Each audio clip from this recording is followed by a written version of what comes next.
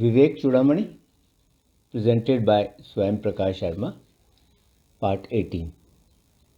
Part 18 consists of verses 491 to 519, in which the disciple finishes telling about his realization of Brahm.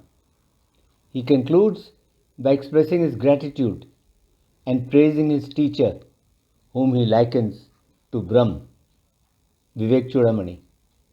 The disciple continues, I am indeed different from the seer. I am different from the listener. I am different from the speaker. I am different from the doer. And I am different from the experiencer. I no longer identify myself with any activity of the organs or of the mind, for I am no longer finite and limited, and all these activities are finite and limited. I am the essence of knowledge. I am eternal. I am without any break. I am beyond all activity. I am limitless. I am unattached. And I am infinite. I am neither this nor am I that. I am not the things that come under direct or indirect perception. It is the body that makes such ideas as near and far possible. I am supreme. I am the illuminer of both this and that. I am that very Brahm, the one without a second. I am pure. I am devoid of interior or exterior. I have no interior or exterior, and I am infinite. I am that very Brahm, the one without a second, matchless, the reality that has no beginning and that is beyond such thoughts as you or I. I am the eternal bliss. I am the truth. I am Narayan, slayer of the demon Narak. I am the destroyer of the demon Tripura. I am the supreme being. I am the ruler. I am knowledge absolute. I am the witness of everything. I have no other ruler but myself. I am devoid of the idea of I and mine. I do not have the ideas of I and mine. I alone reside as knowledge in all beings, being their internal and external support, since I am the substratum of all superimpositions. I am the experiencer. I am also all that is experienced. I am all that which I looked upon as this or as the non Atma before my realization. In me, who am the ocean of infinite bliss, the waves of the universe are created and destroyed by the play of the wind of Maya. Ideas such and gross and subtle, ideas that are mistakenly imagined in me by people through the manifestation of things that are superimposed. Those ideas are just like those that are imagined in the indivisible absolute time, such as the cycles of the periods of the universe, the ages, the eons, the years, the half years, the seasons, and the like, all of which are wrongly imagined. That which is superimposed by the grossly ignorant people, that superimposition can never taint the substratum on which it is superimposed. The great rush of waters that are imagined to be seen in a mirage, those waters never wet the desert tract, simply because they do not exist in reality. I am beyond contamination like the sky. Like the sun, I am distinct from the things that are illumined by me, just like the sun is distinct from the things illumined by it. I am always motionless like the mountain, and I am limitless like the ocean. Just as the sky has no connection with the clouds, in the same way, I too have no connection with the body. That being the case, then how can the states of waking, of dream sleep, and of dreamless sleep, all of which are attributes to the body, then how can all these states affect me, who have no connection with the body? It is the superimposed attribute, the upadhi, that comes, and it is the very same superimposed attribute, the upadhi, that goes. It is that superimposed attribute, the upadhi, that performs actions, and it is the very same upadhi that also experiences or enjoys the fruits of the actions it has performed. It is the upadhi alone that decays and dies, whereas I remain perfectly stable and firm like the Kula mountain of the Puranas. For me, who am always the same and who am devoid of parts, there is neither the engaging in work nor is there the stoppage of work. How can that which is one, which is concentrated like a lump of salt, which consists of nothing but salt, how can that one which is without break and which is infinite like the sky, how can such a one strive? How can there be merits or demerits for me, who am without organs, who am without mind, who am changeless, who am formless, and who am the realization of absolute bliss?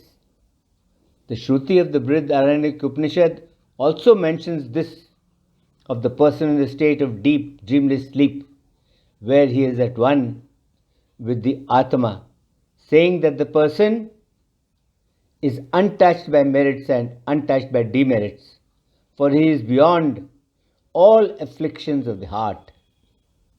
If heat or cold, if good or evil, if all these happen to touch the shadow of a man's body, then this in no way affects the man himself, because the man is distinct from his shadow.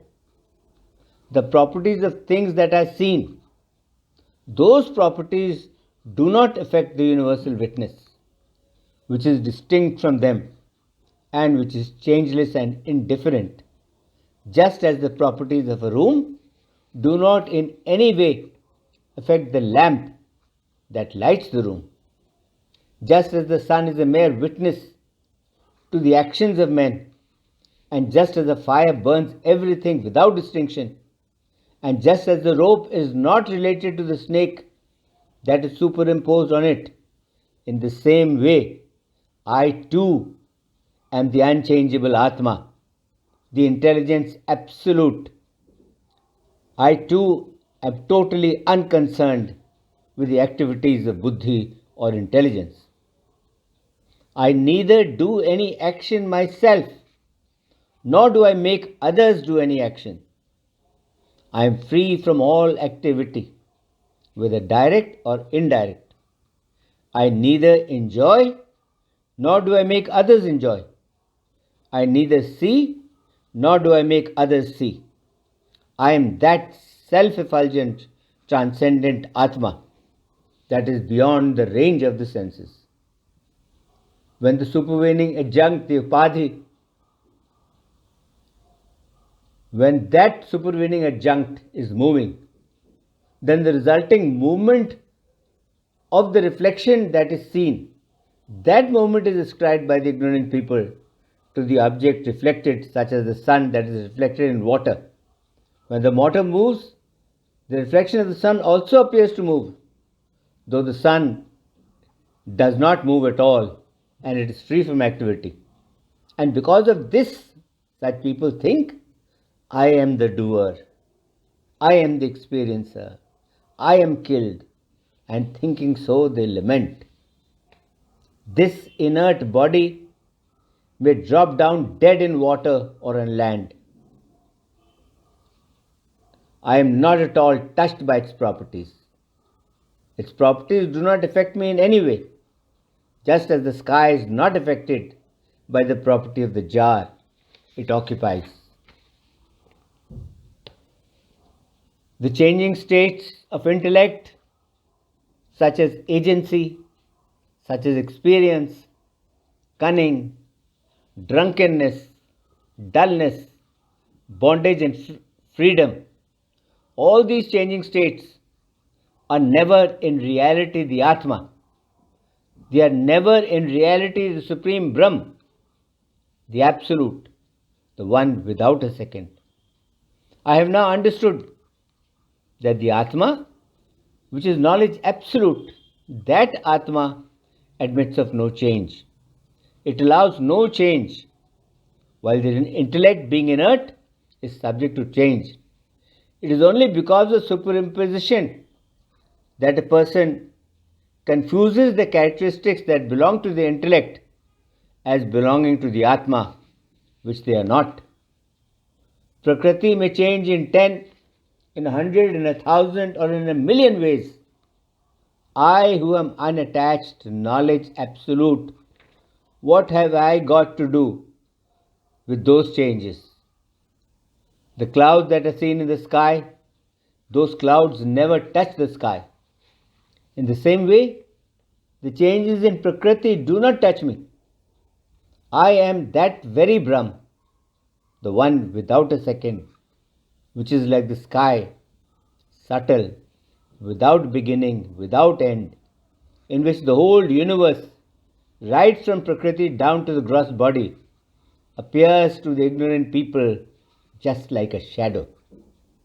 I am that very Brahm, the one without a second, which is the support of all, since it is the substratum of all phenomena.